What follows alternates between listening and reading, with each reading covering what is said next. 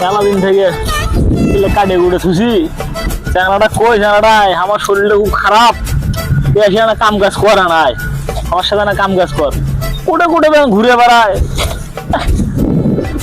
এই চ্যাংড়াটা নিয়ে আর পারি না